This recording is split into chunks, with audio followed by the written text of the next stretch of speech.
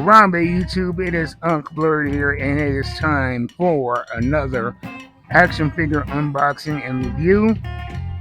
And today we got one from the Jazwares website, directly from the vault. We got the Jarrett Series 18 number 191 action figure. I am very excited to get this in my hands. It's a great looking figure of probably one of the most important figures in modern professional wrestling history, though you may not know it. But he was the first person to really, after WCW ending, the first person to create a viable company outside of WWE, that being TNA Wrestling. And on top of that, he's worked around the world in New Japan, AAA, CMLL. He now works with AEW. He worked back at WWE for a while, I believe, as a producer. And the guy is still wrestling after all of these years in the business, after doing so much and being with every major company, holding a prominent role in them all. So I had to get this in my collection. Now in this line we have Samoa Joe, Kazuchika Okada, Mark Briscoe, the Scapegoat, Jack Perry. This is one I might get because I got the very first Jungle Boy Jack Perry, but the Scapegoat character is a completely different, darker, I believe at this time it was his heel persona. And then of course you have Jeff Jarrett, and then we have Mariah May, who is, I believe, now known as Blake Monroe in WWE. I don't watch WWE, but I know that she works there, and I believe that is her name. Correct me in the comments if I'm wrong. But without further ado, let's get this guy open. Now, the way that I do my action figure unboxings is I use what I call the 3A criteria. Those A's are appearance. How does it look? Is it aesthetically pleasing? Does it look like this source material, be it a comic book character or professional wrestler? After that, we go to articulation. How does it move? How does it pose? Is the articulation practical? And then after that, we go to accessories. What does it come with? Are the accessories high quality, and do they add value to the action figure? And I give each criteria a grade ranging from A to F.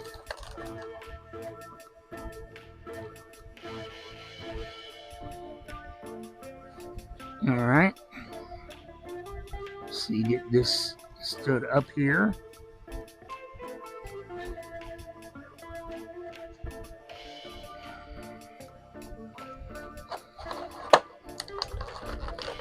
Now, Jeff Jarrett, for me as a wrestling fan, he has been kind of a divisive figure because in WWE, I did not like him, but it was his character. And when I was that age, I didn't know that I was supposed to hate him. I didn't know that me not liking him was him doing his job as a heel, or in layman's terms, bad guy. And so looking back in hindsight, as an older, more mature fan, I really appreciate, that first country singer annoying gimmick that he had in WWE.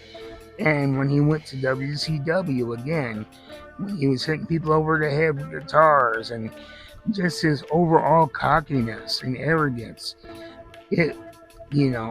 I could not stand him, but it wasn't in a way of I want to change the channel because he's on.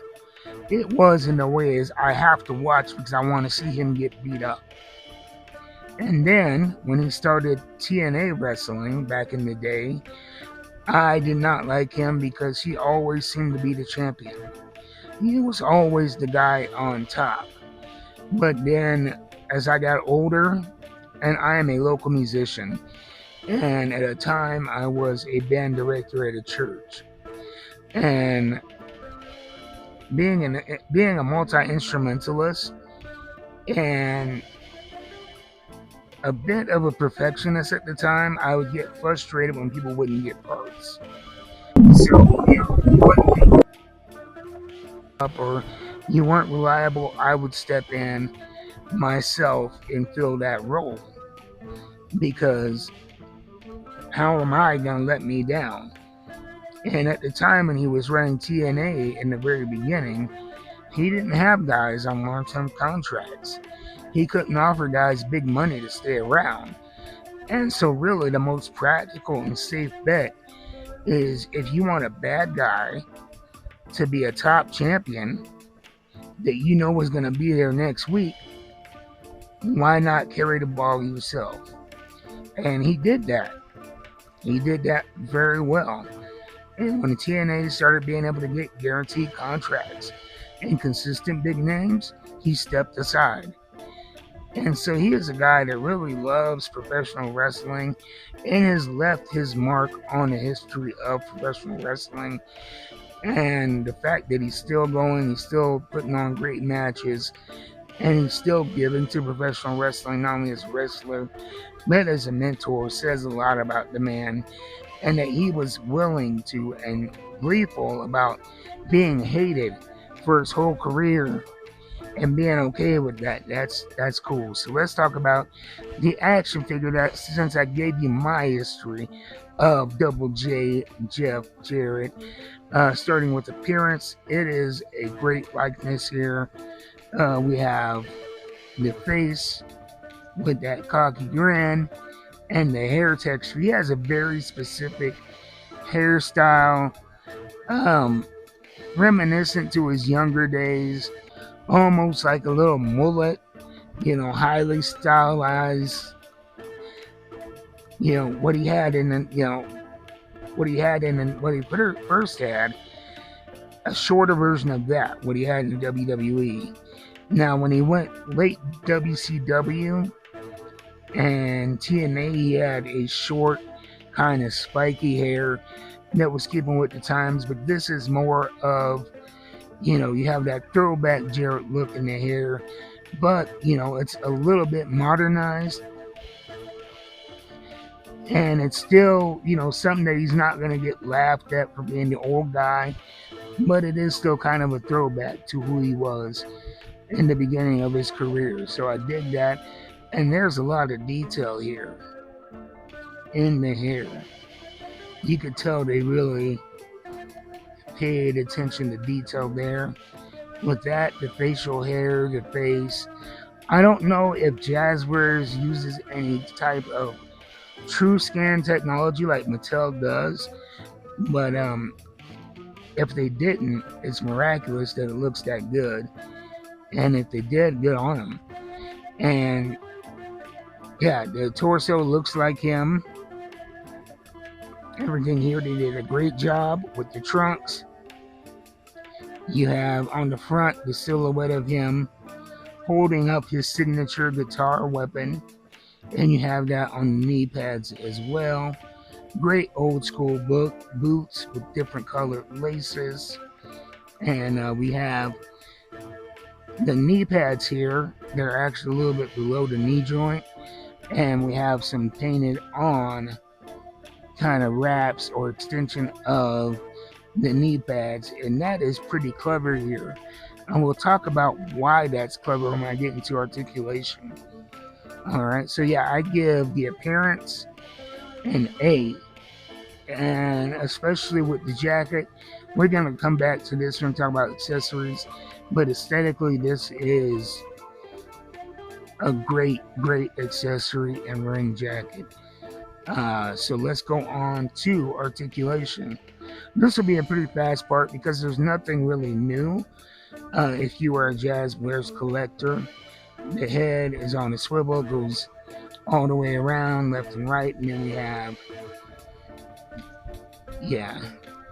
regular back and forth hinge on the neck. Going down to the arms, they go up and down all the way around. You have a cut on the bicep for left to right motion. double jointed pinned elbows.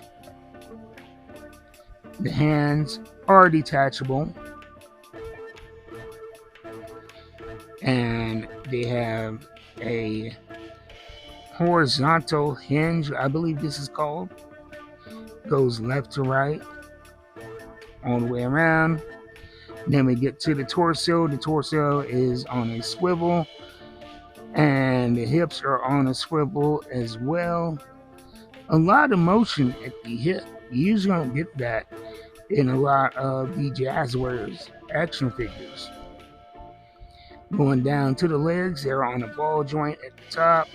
We have a high thigh cut here for left to right horizontal movement. I do not like the placement of that cut because it is just slightly over the shorts. I think what they could have done is put the cut at the shorts, either make the shorts a little bit shorter or the cut a little bit lower so we avoid extra lines. But that's just a nitpick of mine, a pet peeve. But even when you use that joint there, you can see the designs. When you move it left to right, you can see that it actually changes. So that's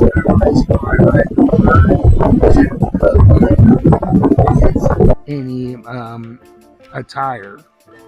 Going down, we have double jointed pinned knees, and with the knee pad, it can actually lower. And I like the black on black design here because you can barely tell, but it gives you full range of motion almost with that double joint on the knee. Okay, now we have a calf cut right at the boot, and you see how, like when I was talking about before, with that thigh cut, with the calf cut being right at the top of the boot, we have no unnecessary lines, no design changes from moving that cut right there. Okay, and then going down, we have the ankle goes left to right slightly, great backward and forward motion. And so articulation is a standard. I'm going to give it a B, deduct from the A grade because of the thigh cut not lining up with the shorts. I think that was a missed opportunity for aesthetic design there. Now, going on to accessories. Outside of his guitar, one thing that Jeff Jarrett is known for is the Jeff Jarrett strut. This kind of cocky, Ric Flair-esque strut. I believe they call it the Jackie Fargo strut. He was the originator, but he is known for that. And you look at the two alternate hands, they got the fingers pointing like he does when he does his cocky strut. And so those are a must-have. Great accessory. I usually don't like hands unless they serve a purpose, unless they are part of the signature of the character, which these are. If you're going to have Jeff Jarrett, you have to have the hands for the Fargo strut. And so that is a rare high score for extra hands on this channel because I do not generally like extra hands. Now, finally, we're going to come to, like I said before, the entrance jacket. I am a big fan of this. I am going to give it an A+. Just aesthetically, before I even got it in my hands, it looked vibrant. That deep, dark, rich black with the dark red and the, look at that silver trim separating the red from the black. Very iconic look, and it looks like his ring jacket shrunk down to 1/12 size, and the material is something like you would imagine the actual jacket has. There's a little bit of heft and durability to it, but it's not rigid or stiff, and it looks pricey. We have, again, the logo on the back, him holding up the guitar, flames all up and down it, and it goes on him very easily. Now, I know a lot of people would expect me to take away for the lack of a guitar accessory, but let's be real. For one, if you are an action figure collector, you probably have a Honky Tonk Man. You probably have an Elias. You probably have any number of action figures that come with a breakable guitar. And so while it would have been nice, and I believe there may be one at a slightly different price point, don't quote me on that though. It would be nice to have the jacket more to makes up for it. And this is just an excellent figure from appearance to that wonderful ring jacket. The articulation, the only downside, the only nitpick I gave was the thigh cut being mid shorts, creating that visual break. But besides that, this is an absolutely brilliant action figure done for a guy who is an icon and who I have went from not liking to really, seeing as the important figure he is in professional wrestling. So that's my thoughts on the AEW Jazwares Jeff Jarrett action figure. Let me know what you guys think in the comments down below. Is this one you're going to want to get in your collection? If so, check out Jazwares.com. They have it at a great price. I believe it was about the $15 price point, which nowadays is a still for the most basic of action figure, much less something the quality of this. And so I feel like I got more than my money's worth. So that being said, if you'd like to contribute to the growth of this channel, you can buy me a coffee with the QR code on the screen. But most importantly, watching, liking, subscribing, maybe even sharing is the best way you can support this channel. So with that being said, I'll see you next time. Until then, keep buying them action figures. I am out.